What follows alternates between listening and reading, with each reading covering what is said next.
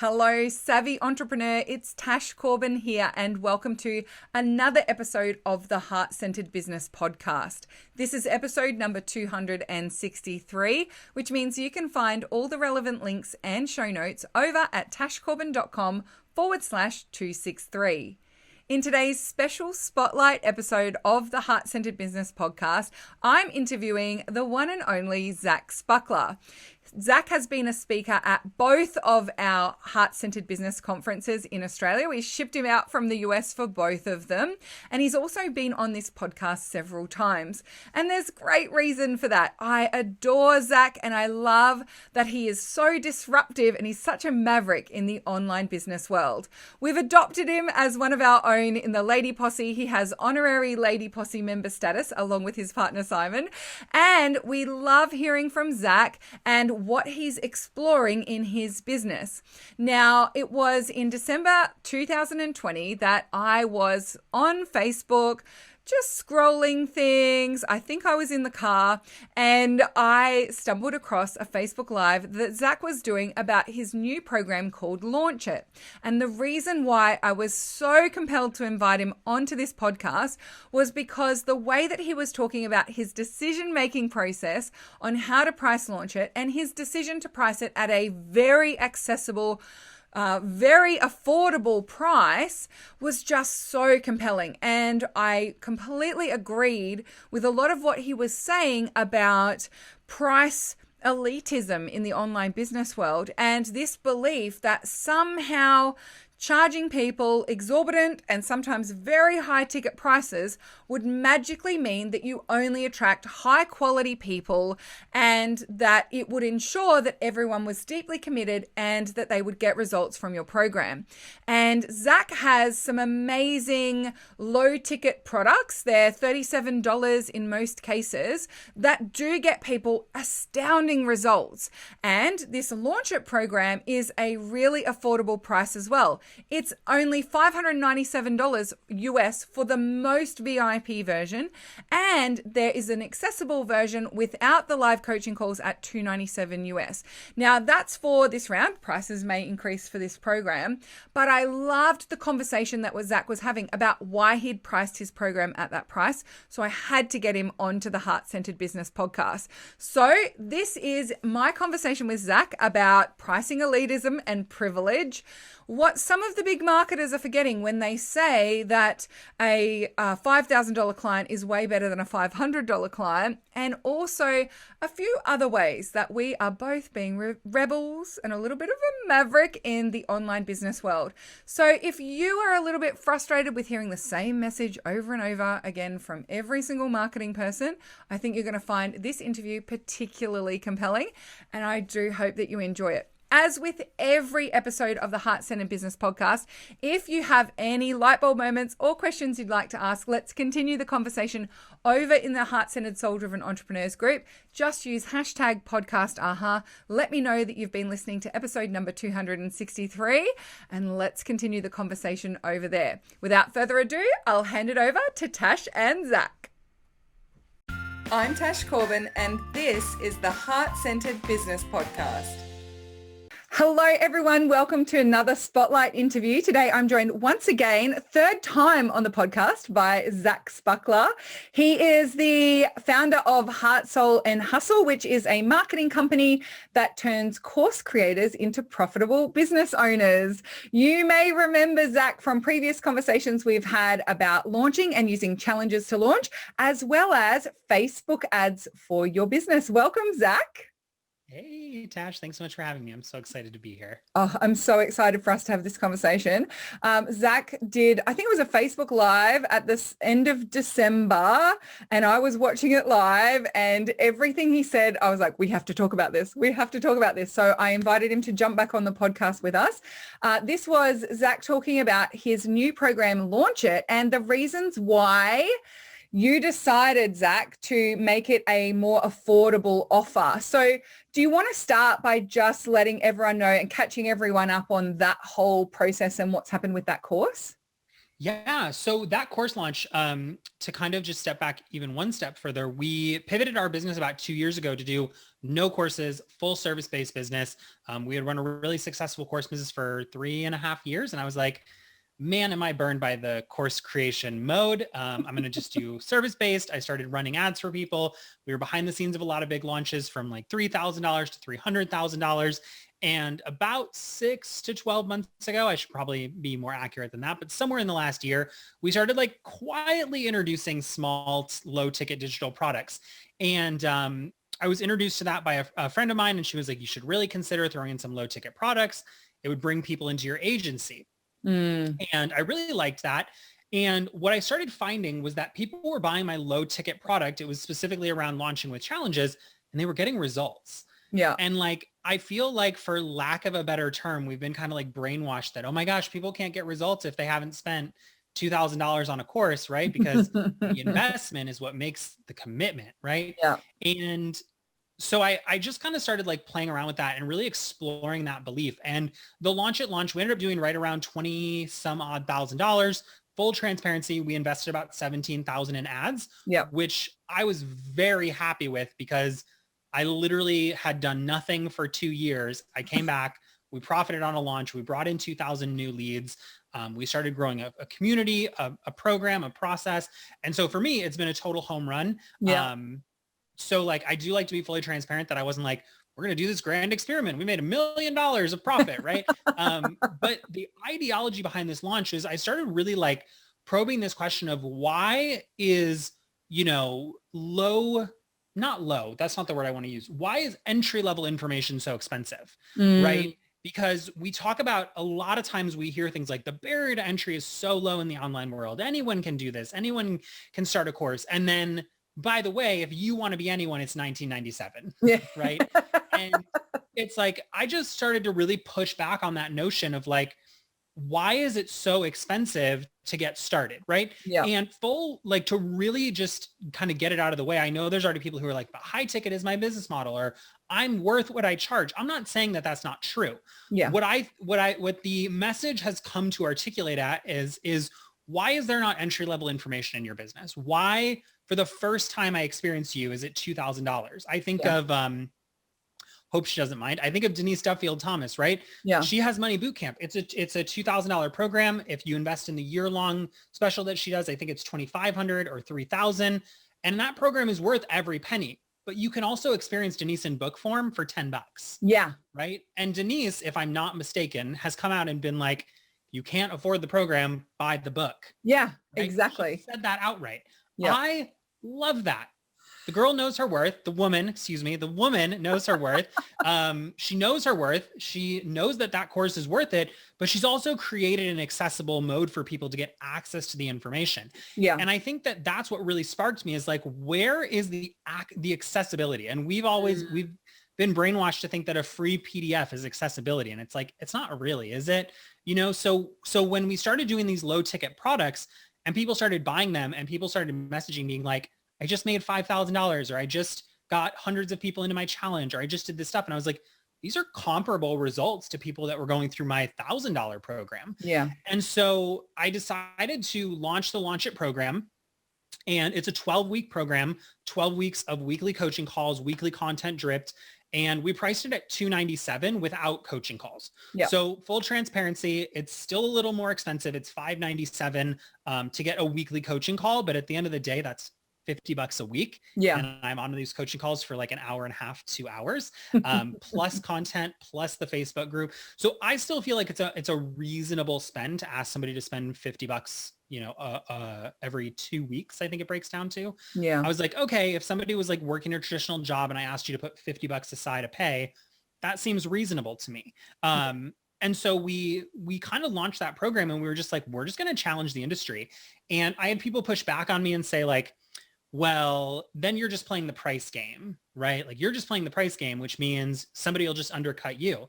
And at first I like really took that pushback from a couple different people to heart. And then I was like, but how is that any different than people saying, well, no one can be you, Yeah. right? No one can be you. People buy because they like you. You have to have a personality. You have to be the brand. Oh, Yeah. but if you're undercutting prices, then your brand doesn't matter. I'm Yeah. like, I'm not Yeah. even here to undercut prices. You can work with me in a group coaching program for $1,800, right? I have an $1,800 program. I'm not dogging on high ticket programs. What I am saying is that was my first pushback is people were Yeah. like, well, you're just playing the price war game and you'll lose because someone will undercut you. And I was like, I don't think that's true, but fine. Maybe I'm right. Second pushback was like, well, if you price too low in the world of online marketing with your lead costs, you may not make any money. And I was like, well, that's a risk I'm willing to take. Let's play the game and see what happens. And the last really big thing of pushback I got is people are going to think it's too good to be true because the market has dictated this value. That one I don't really have a great answer for, to be honest. I don't know how true it is. We saw a decent conversion rate on our launch. We were pretty happy with our numbers. We converted right around 2.5%, which I think can only get better. And we can talk about how I'm using low ticket products to kind of increase that conversion rate.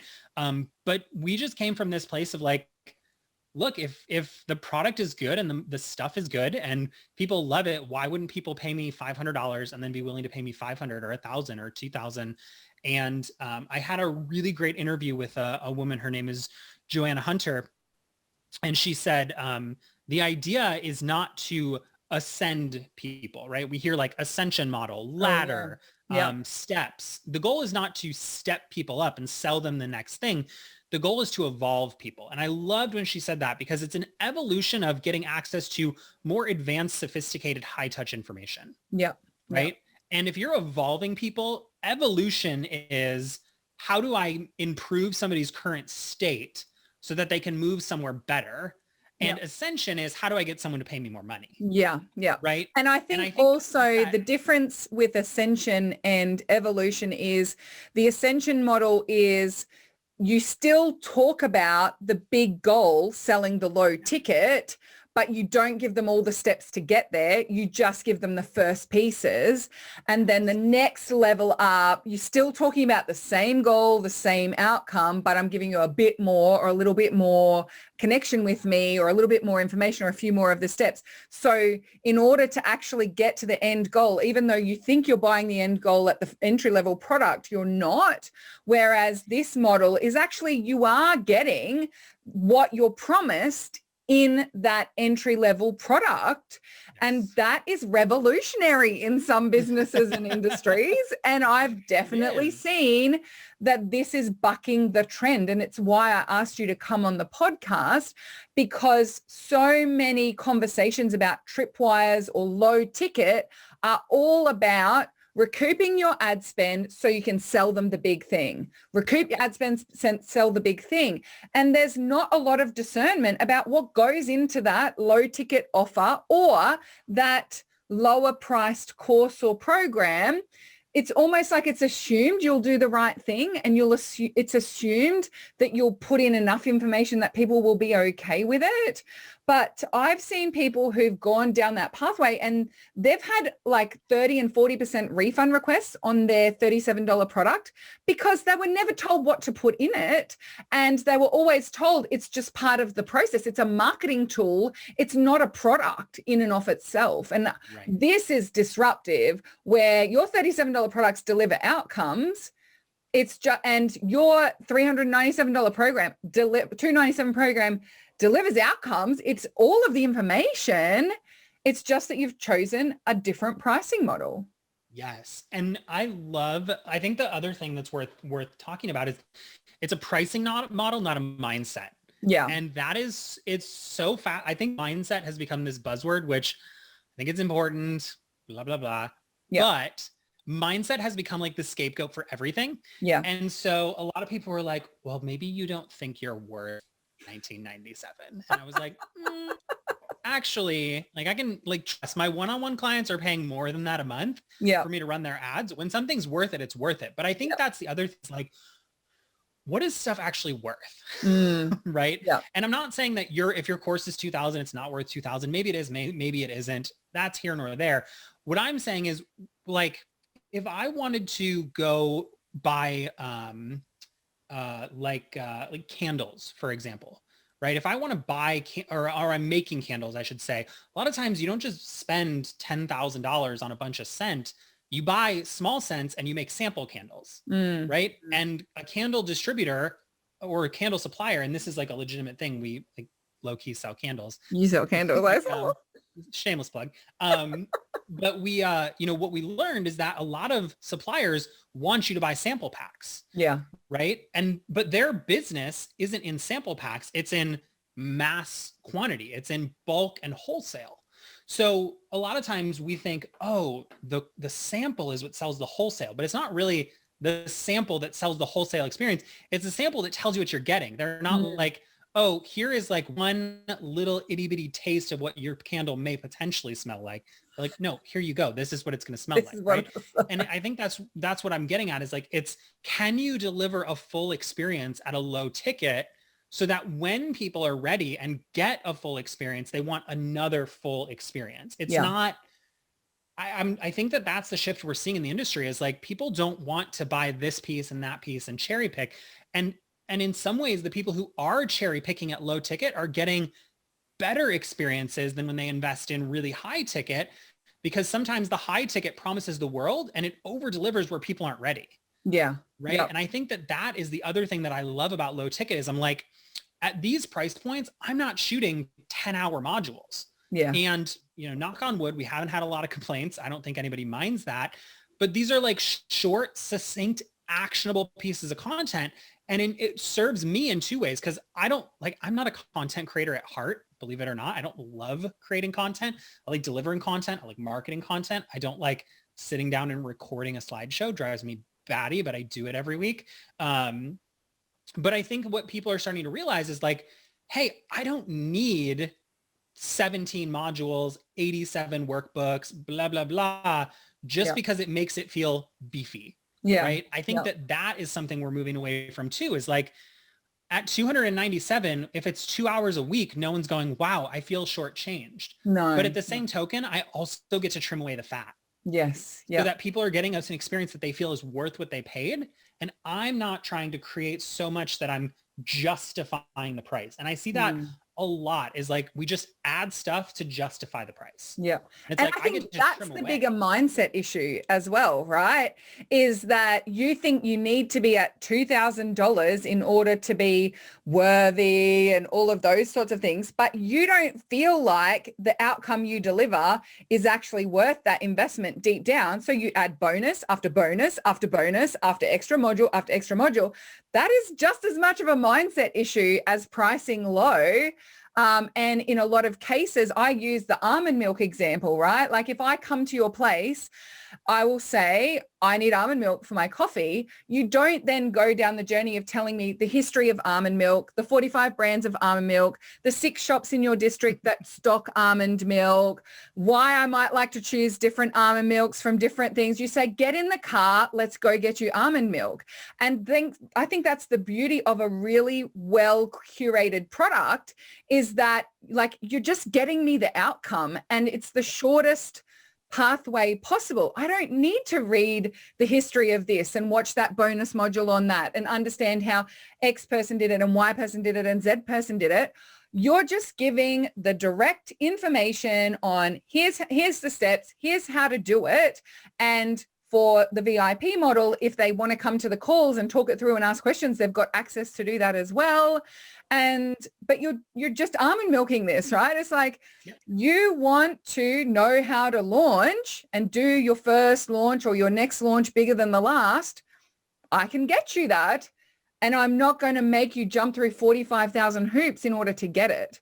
And I've definitely seen this with my course creation clients as well, is that the less bonuses they put in, the more their conversion rates are. The less work it looks for your customer to be like, oh, okay, so when I buy it, I'm going to have to do 18 modules and then I'm going to have to watch these 8 bonus interviews and then I'm going to have to do this. And then the more you put in it, the more work you're giving people to do in order to get to that outcome. So in some ways you're adding more barriers to that outcome.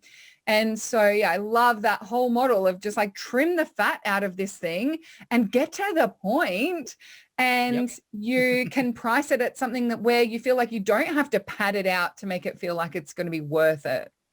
Exactly. And I don't know why I'm so passionate about this. I've had a conversation with friends. I just think that there's so much shift that needs to happen, because one of the things that I think is so fascinating is that we feel that some things are fundamentally accessible and some things aren't. So like, why is, access to like a library, fundamental, but access to the information on creating wealth or happiness or, whatever you sell, why is that so inaccessible? And I'm not saying like, I think the biggest thing that I just really want to push is that I'm not saying that anybody's bad or wrong for pricing it, whatever you want to price at. Right. I'm just saying, let's introduce this concept of who are your clients, right? Yeah.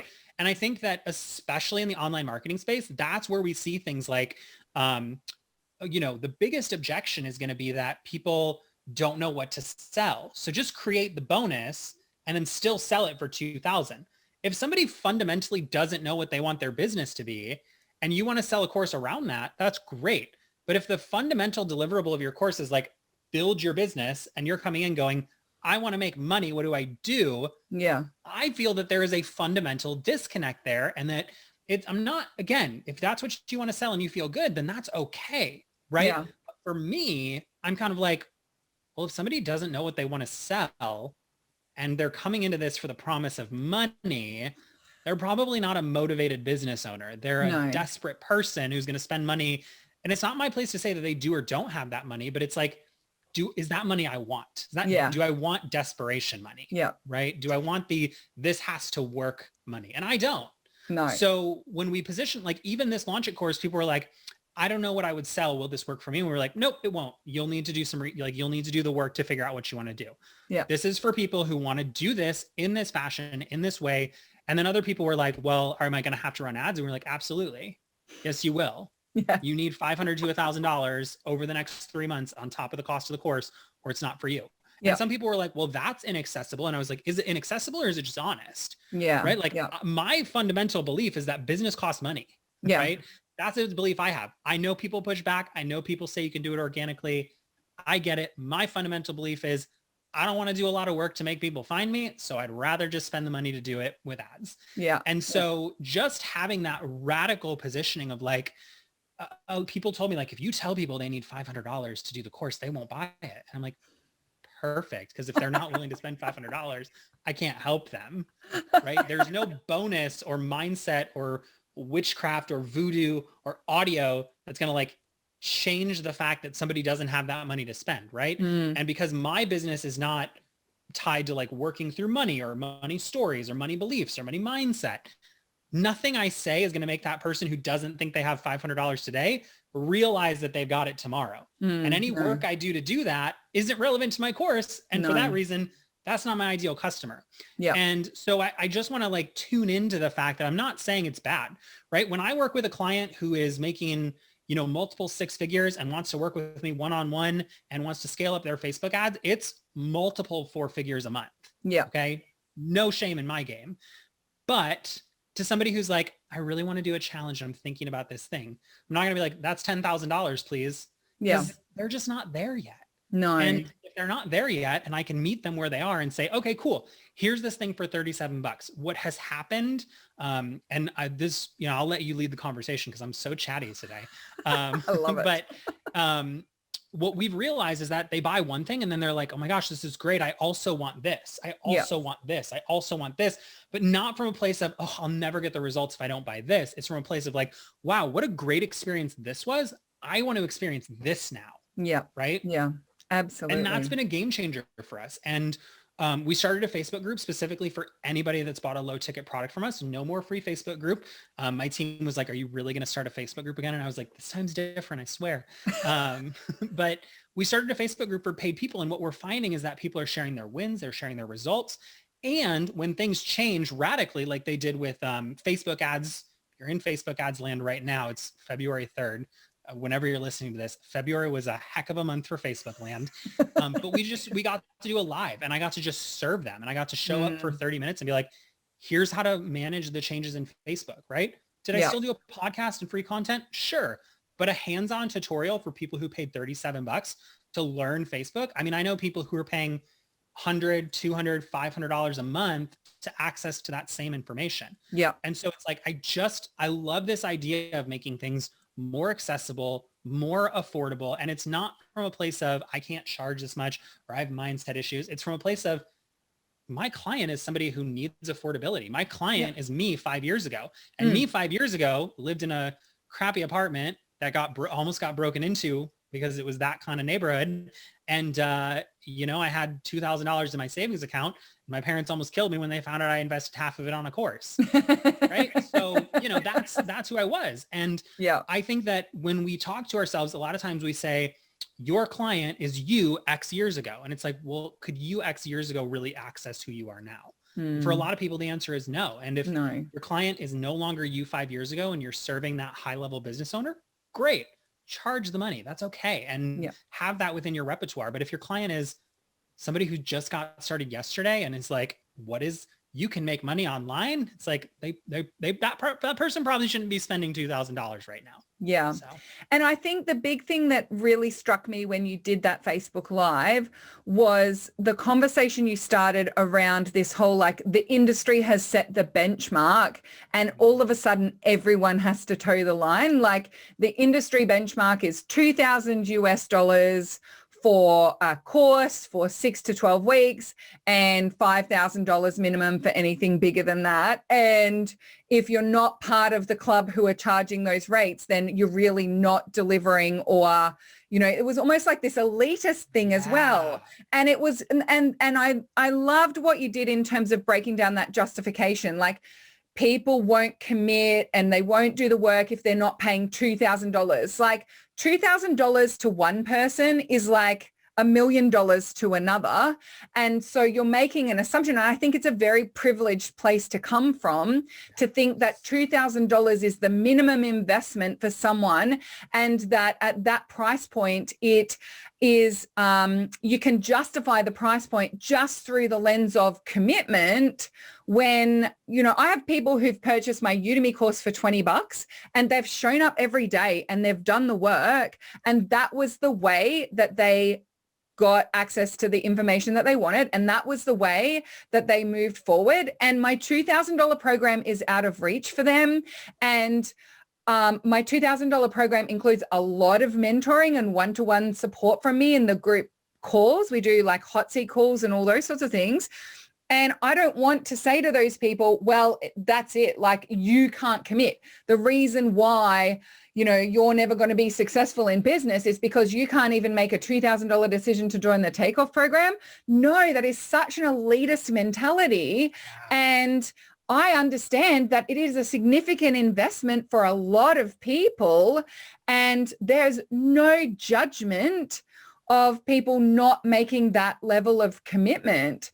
And I have seen for myself that at lower price points, the people who are going to commit are the people who are going to commit. And sure, some people might buy a $20 program and that $20 is throwing away for them and they never go and actually find it, right? They never go and do the work. But actually, that's not who that program really is for. That program is for the person for whom being able to join one of my courses for $20 is a game changer for them, and they're going to commit and do the work. And so, like, there's no judgment there, and there's no direct connection between price point and commitment, the way that the online business world and marketers would have you believe there is a direct connection between price point and commitment. I love that. And, you know, it was funny. I saw a meme the other day that I had very mixed feelings on. Thought about doing a post, but haven't stirred the pot enough yet. Where somebody basically said, like, you know, $500 client. Oh, I need this and I need that. And I've seen it. Yeah. This, blah, blah, blah. $5,000 client. Here, take my money. Yeah. I was like, but that has to do with the mindset of the person. I have high ticket clients that are interesting to work with. And then I have low ticket clients who crush it and, like, just DM me one day and are like, here's my results. Sorry, I didn't say anything up to this point. So I have people who are complete pains and complete winners. Maybe that's not the right words, but you know, if you're listening, you're probably not the pain. But it's like, you know, you have extremes at every price point. Right? Absolutely. Yeah. And that really, like, that struck a chord with me where I was like, why have we decided that the quality of a person is determined by how much money they spend? Yeah.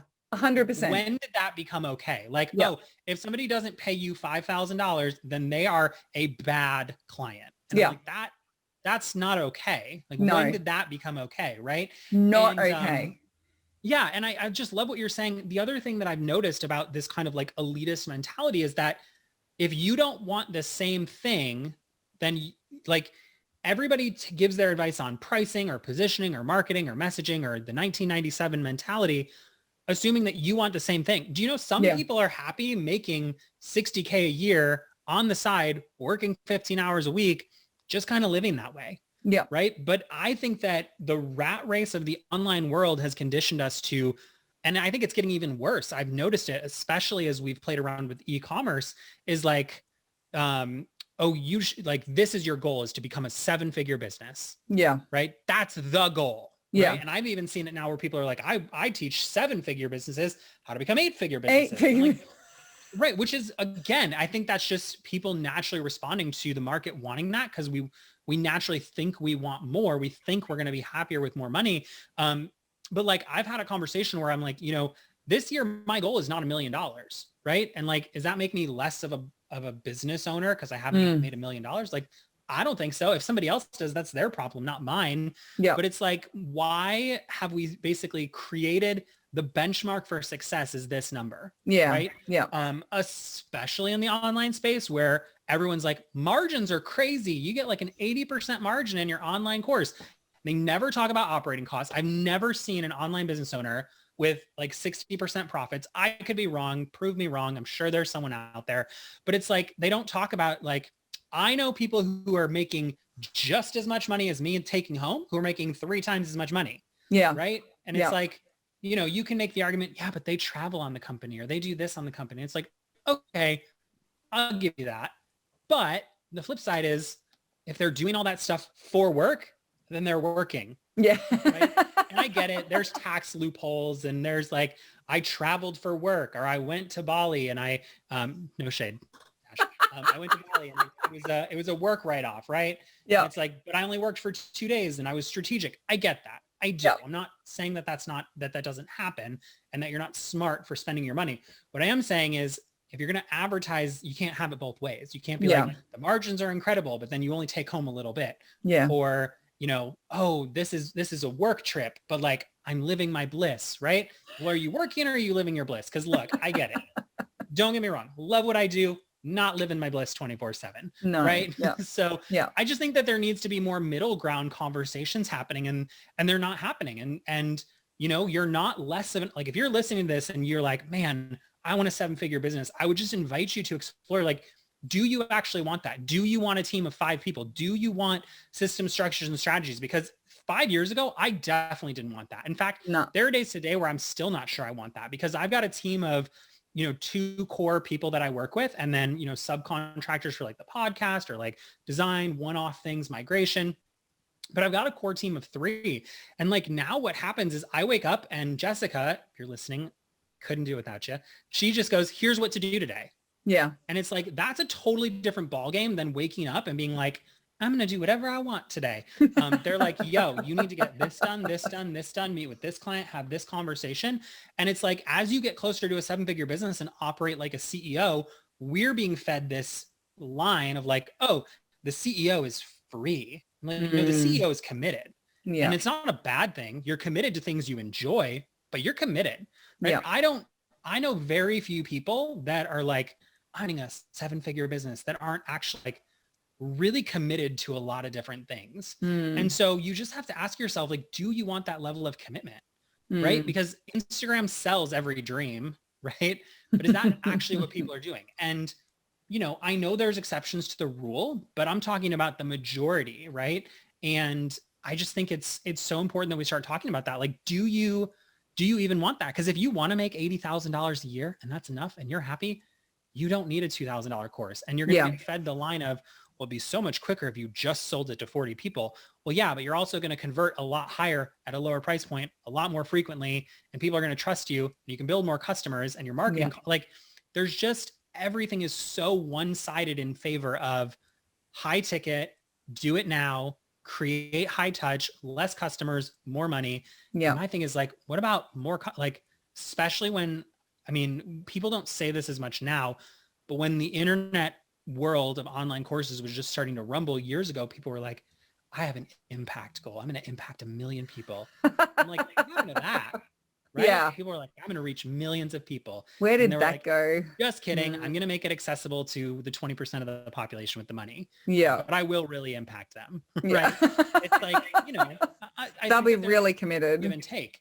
Yeah. And, you know, you could argue the exact opposite. And I think that's what needs to be happening, is more of that, is like, where is the dialogue, right? Yeah. And, you know, we can go as deep in any direction that you want, because I'm just rambling, but I just want to circle back to the $500, $5,000 client meme, because, you know, regardless of what the investment level is, if someone is asking me questions, to me, that says they really need to think about this investment.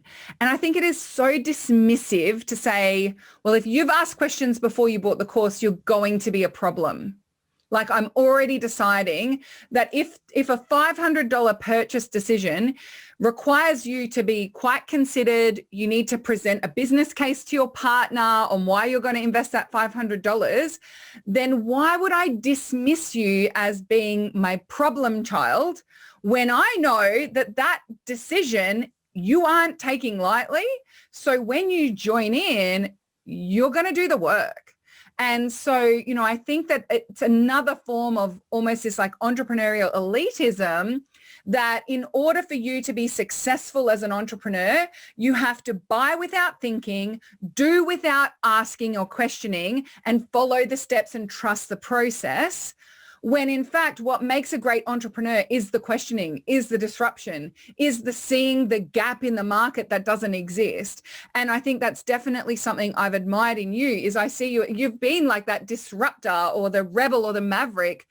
You did that with the way that you taught challenge launches. You did that with the way that you approach Facebook ads. And now you're doing that in the way that you approach this pricing model. And like, that's what makes you an amazing entrepreneur. And I almost feel like some of the big gurus in the online business world want to stomp your entrepreneurship out of you. They just want you to be a cookie cutter. Just follow the process. Just trust the process. Do the same model as I do, you'll churn out millions of dollars. And it almost turns the entrepreneurial process and the entrepreneurial journey into like this widget processing machine where, sure, like I'm sure that, you know, with the right copywriting and the right help and the right website, you can like churn money in, money out, and like make more money. But I remember when I first started my business, I think it was 2014, I went to this seminar on passive income. And this man got up and he presented like the world's best passive income model is owning ATMs, like cash machines, because he could, it's $5,000 to buy a cash machine in Australia, or it was at the time. And all you had to do was find a convenience store or a service station or somewhere that didn't have a cash machine, make a proposal to them that you each take a portion of the fee from that cash machine, and it basically just makes you money the easiest way possible. And I was listening to this and all these people were like, oh, I'm going to invest in cash machines. I was like, one, when that $3 fee comes up on one of those cash machines, I get so cranky at that cash machine because some of them are free and some of them are $1 and some of them are $3 and some of them are $5, right? And so clearly this is one of the big expensive cash machines, number one. Number two, I'm not going to wake up and be excited to check in on my cash machine bank, right? Like, ooh, look at me. I have 22 cash machines and now I can buy a 23rd. For me, creating a business and showing up in this online business world wasn't about generating cash full stop. Because if it was about generating cash full stop, there are easier ways to make money. There are other ways to make money. But my goal is to create prosperity and abundance for women in particular, and to help people to be paid appropriately and handsomely for showing up and being of service and making a positive impact on the world. Like, that is a driver behind my business, number one. And number two, it's not just a money in, money out decision. And so I just find it so refreshing that we can have conversations about this and reconnect with that driver to want to be here and actually help people and be of service and like just get out of all of these. It's almost, it's a little cultish, right? Like all of these things that we hear, these statements of like what it must be in order for it to be successful by these standardized measures, and what the model has to look like in order for it to work. But I have clients who have multiple six-figure business selling $10 courses on Udemy. I have clients who, I've been listening to a bunch of podcasts recently on people who have had $1 million evergreen funnels with $100 programs and self-study courses and all this kind of stuff. And it's just been so amazing to see there are so many different models.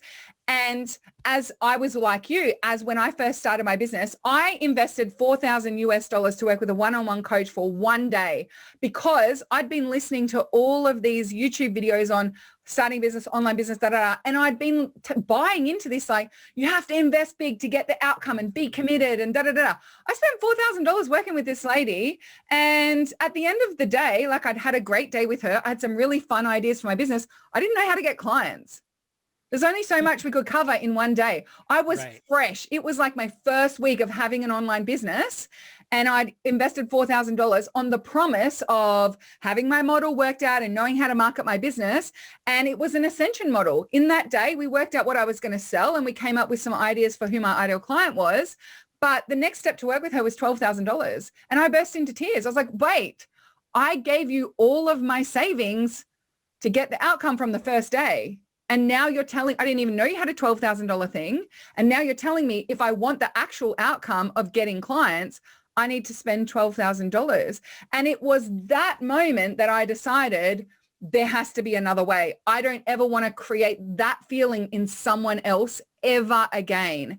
And having bought my share of $200 products that didn't deliver, but had a $2,000 upsell that promised that it would, I just cannot stand this whole belief that you don't actually have to deliver an outcome until someone's invested at a certain level. Yeah. And it's just, I'm getting chatty too. No, I love it. Well, and it's so true. And it's like, that's the thing is it's about bringing people to completion wherever they are. Yeah. Right. It's like, if you're going to say, I'm going to teach you how to get clients, then teach someone to get a client, bring it to completion, and then say, now I'm going to teach you automated funnels. Right. Yeah. And it's not to say that you need to have a massive product suite. Maybe you ascend people, maybe you ladder people, whatever you want to call it. It's not about the name. It's about the mentality behind it. Yeah. And I love what you're saying because, what's like what a lot of people don't know. I don't know if I've ever shared this story, but I'm going to. When I first invested in a mastermind, I met with the person. It was a $20,000 investment.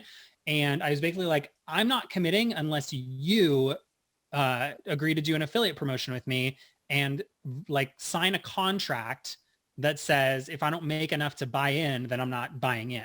Wow. And they were like, I can't do that like that.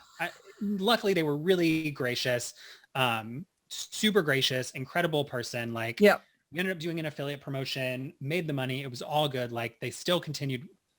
Had it been me, I'd have probably been like, you can kick rocks. But because of the way I presented it, but he was like, we ended up having a conversation about it years later. And he's like, the reality was you just needed knowingness. Like you needed comfort. You needed constant, you needed something that told you like, this isn't a big mistake. Yeah. And so many people are unwilling to offer that. And like, like, don't go sign a contract that guarantees people money. Legally, you can't do that. I know that now. 22-year-old Zach was not so privy to that fact. Rebel Maverick, look at you go. 100%, right? Like, we're only picking a select few people. And I was like, actually, I'm choosing you. Yeah. But again, I was a $20,000 client. Yeah. Right? I ended up paying in. I ended up buying. But according to the memes of the internet, like, oh no, I'm not the right client because I didn't buy in. But, years later, I've been a case study for this person. I've been featured in their launches. Yeah. I've built a business. We've done over $2 million in sales over the last 5 years. It's like, but according to the gods of the internet, because I pushed back, because I wasn't a lay down, because it wasn't a just throw money at it, and I didn't believe in investing in myself, then all of what I did shouldn't have been possible. Yeah. And I think that's what we need to start tuning into more, is like pushback, concern, unknowingness. Like that's just people getting ripped off left and right and looking for something better. Because I'll never forget when I talked to somebody and they were like, well, the reality is people are just burnt out on courses. So you just have to market better. And I was like, I don't know that I think that's true. I don't know that the marketing is the problem. I think the course is the problem. Yeah. And I get that you have to do marketing to overcome that concern. But to me, that's a deeper concern about the industry and the state of the industry than it is about people. Because like for me, I'm not coursed out, right? Because, well, that's not always true. I can be coursed out. I have my moments, but I'm always buying courses, right? Because I sincerely and truly see the value in doing that. But I also study and I've learned enough about my business and the nuance of how I operate to know when I'm making a smart investment versus a reckless investment. And when I make a reckless investment, which I do constantly, generally on low ticket products where I'm like, I'm totally going to use this. I need this. It's only 37. It's only 67. It's only 120. Look at that. I bought every upsell. But it's like, if I'm making an investment in myself because I'm being strategic, it kind of comes back to what we were talking about earlier. It's not a big deal to me. No. And it's like when people are making these big investments, what they're doing is they're trying to be strategic. They're trying to be smart. They're trying to think through. And it's like, I did my webinar and I was like, this is the part where I'm supposed to NLP hack you and be like, you have two choices. You can either die lonely, single, and broke, join my program, right? And like we laugh because it's funny, but like people do subtle sleight of mouth do that. They're basically like, you have two choices. You can stay stuck or you can invest with me. And it's like, that's not true. There is an option C. There is a figure it out yourself. There is a go the hard path. There is a YouTube, Google, there is alternatives. Like you are not like, you're like, I think sometimes our ego gets in the way and we get away with saying those things. And it's like, but is that true? Right? There's always an option C. And it's like, if you're listening to this, like, look, I'm not dogging on investing in yourself. I spend a lot of money on my business. I've spent a lot of money on masterminds, coaching, programs.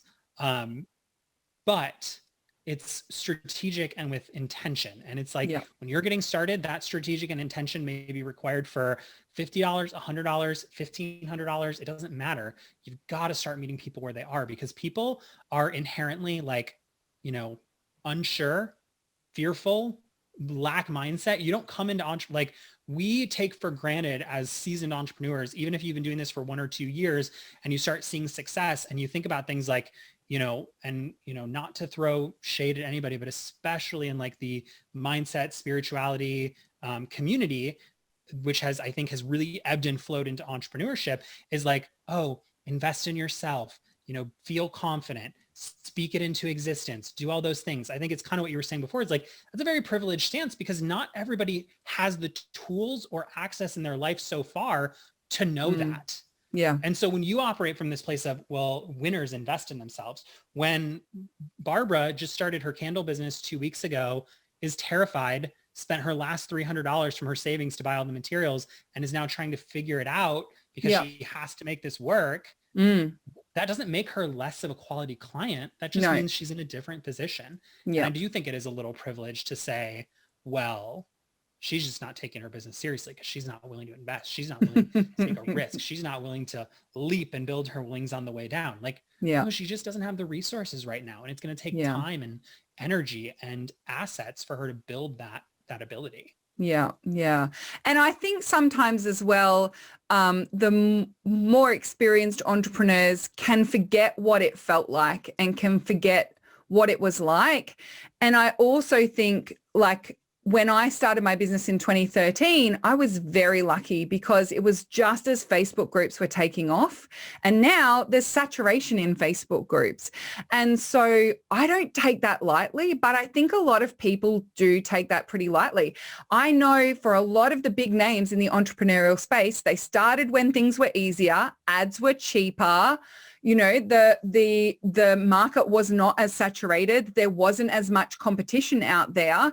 And So now they're in that position where they can invest big money to get the big results. But they forget what it was like in startup. They forget, bootstrapping your way through or studying those YouTube videos to glean every tiny piece of information. I remember going to 3 or 4 webinars every single week and knowing that the first 20 minutes would be setting me up for the sale. And then there'd be 10 minutes of content. And then there would be 30 minutes of sales pitch. And I had to put the credit card in the freezer. You're not going to NLP me into the sale, but I'm going to glean as much free info as I can because I spent every last cent I could on that coach and I need to work out how to make this work. And I think a lot of people don't realize how or how much things have changed and how the strategies need to be different now. You can't just say, well, go out there and get the $2,000, go and make some sales and get some clients, because the process to do that is different these days. And also the sometimes the extra information that's out there is really confusing for people. When people come into my takeoff program, they think they need to be on Instagram and TikTok and Facebook, and they need to be doing ads, and they need to be doing stories, and they need to run webinars, and they need to do challenges. And really what they've got is a hot mess of 15 different gurus, perfect model, and they just keep adding strategy after strategy. Oh, now I need Pinterest. Now I need to do YouTube. Now I need this. Now I need that. And they just keep adding and adding and adding and adding. And no one stopped and said, what are you selling and who are you selling it to? And let's make sure that if YouTube hasn't worked for you and podcasting hasn't worked for you and Instagram hasn't worked for you and Facebook hasn't worked for you, let's make sure that the reason it hasn't worked for you is not the platform, it's the foundations of your business. Let's get those things sorted first. And I am so shocked by how many times I see people go through that cycle of thinking that it's a strategy problem and having to pay $2,000 to find out that that strategy also doesn't work for them.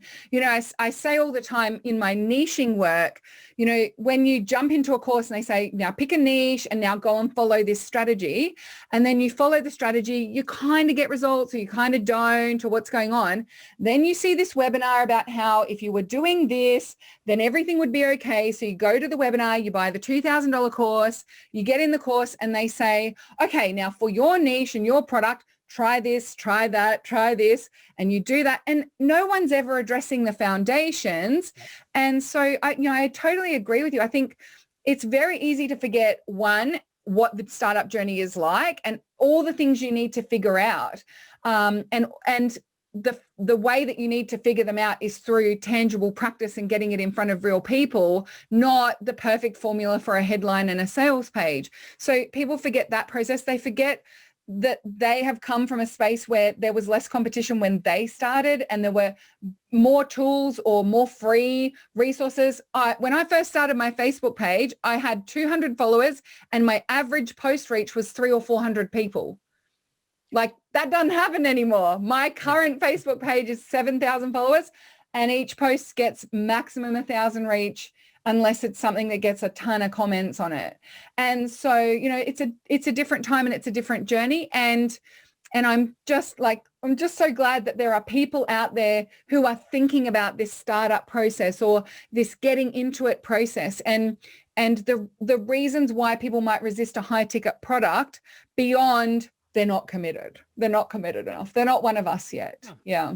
Well, and the good news is it all works, right? And I think we're all guilty of this as marketers. Like it's our job to hide in the quarantine here. It's our job to, market ourselves and make our things seem the sexiest. And I get that. And there's an element of that. And I think at some level we have to embrace that because people do need to feel enticed and appealed. But the good news is it all works, right? Yeah. It's like the same guru that's preaching, you can't scale at low ticket, but like there's Netflix, they run a whole production company, right? And they started as a mail-in blockbuster. Yeah. Right. And they brought us Bridgerton. Said, oh, you can't build a production. Like, think about this. Like, I'm sure at some point somebody said to them, you can't build a production company on millions of investors. You need a publishing company or I don't know what it's called in Hollywood. You need a production company to come in and fund you and say yes to your movie, right? And like now that's like the norm is like production companies are streaming services, right? Yeah. So it's just like, you know, it works, right? And you know, we've been playing with e-commerce a little bit, and it's like, what's funny about e-commerce is it's fascinating to watch because a lot of people are like, you need to figure out your hard costs, your soft costs. Like they really, almost everybody I follow is like, here's your foundational business pieces. Now let's figure out what, like, if you can even afford to sell it, if you can even afford to do it. Yeah. Like I'm taking this Facebook ads training, and they were like, before you, this was mind blowing to me. And it actually made me a little frustrated in the moment, but I really respect it. Which I took I bought a course, and they were like, we're going to teach you how to run Facebook ads. And I went into the Facebook ads module, and they were like, Facebook ads pre-work. You must complete the following stuff before you ever run a Facebook ad. And I was like, man, what a pain this is. This is so dumb. My business is ready. I'm good to go. I know enough about Facebook ads. And sure enough, there were little stuff where they were like, hey, are you converting at this rate? Because if not, you're never going to make your money back. Do you have an average order value of this much? If not, you're never going to make your money back. Go back to this module and do some stuff organically. Are you, do you cross-sell your products? If not, you're hurting your overall checkout value, and your Facebook ads will never recoup their cost. And then after all of that, there was like this thing that was like, hey, when you start, you need $500 to $1,000 to test, which after my own heart, because I say stuff like that all the time. But I was like, how revolutionary to literally have somebody say, if you want to do this, then first you must do this. Yeah. And it's like in our industry, which is like, the online course world, it's just like, if you have an internet connection, you can be a millionaire. And it's like, there's a little more to it. And I think that I get it, but there's more to it. And I love what you're saying is like, if we just meet people where they are and understand that there are fundamental privileges of being further in the journey, privileges of having started sooner. If we just acknowledge that and show up and address those things in the way that we serve, it's going to create a better experience for them, which means it's going to create a better business for us. Yeah.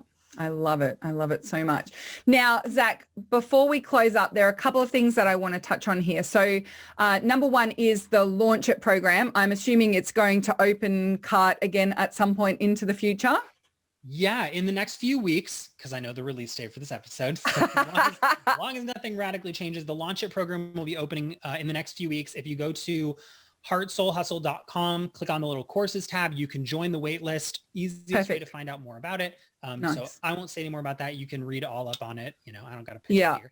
Awesome. And then also, do you want to just let everyone know about maybe one of those low ticket courses that you've got that they might go and check out to find out more about the type of thing that you're selling? Yeah. Absolutely. So if you want to learn more about our low ticket offer, the best one, in my opinion, I have favorite children. You're not supposed to, but I do, is toolkit.heartsoulhustle.com. It's called the Challenge Launch Toolkit. And it's basically how to structure your 5-day challenge. It comes with a really quick crash course on Facebook ads. Full disclosure, you need to understand the fundamentals of ads to use it, but it's a 20-minute video on how we structure our ads for a challenge. Yep. It's got swipe files for your email copy. It's got an outline for how to run the whole challenge. It's really just a very robust system that we packaged together for $37. And if you grab it, you get to join our private Facebook community, the Course Creator Corner. That's what it's called right now, but I changed things, so it might be called something different then. But the Course Creator Corner is what it's called right now. And you get to join our private community for students only, where I show up on a pretty regular basis. I do some live streams in there. I deliver extra content. So if you want to check it out, it's toolkit.heartsoulhustle.com.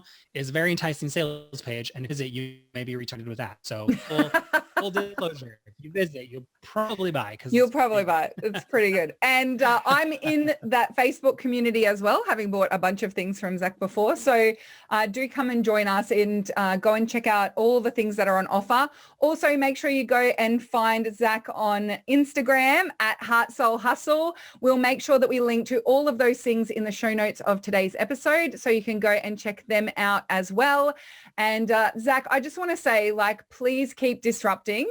And And I know that you are very diplomatic when you talk about like what you're seeing and all of those sorts of things. You're like, I'm not saying that's bad, but I'm saying this, but I just want you to own it a bit more, man. Like you are like my shining poster child of being disruptive to the industry and calling things out as you see it and not accepting the, you know, that brainwashed, let's all repeat the same mantras kind of approach to online business, questioning and trying new things. I'm super excited. We'll have to link to your candle business as well. I'm super excited that you're dabbling in product-based businesses. You know, this is the type of entrepreneur that you want to spend lots of time with, is someone who isn't afraid to try things out before they give you advice on it, like revolutionary. Crazy. But yeah, I think that we'll make sure that we link to all of those things. And yes, please do keep on disrupting, keep embracing that inner maverick, because you totally nail it. Thank you. Thanks for having me. No worries at all. Thank you so much, everyone, for joining us for this episode of the Spotlight series. Come over to the show notes and check out more about Zach. And until next time, I cannot wait to see you shine. Bye from us. Would you like more tips, tools, and resources to help you grow your heart-centered business? Head to tashcorbin.com today.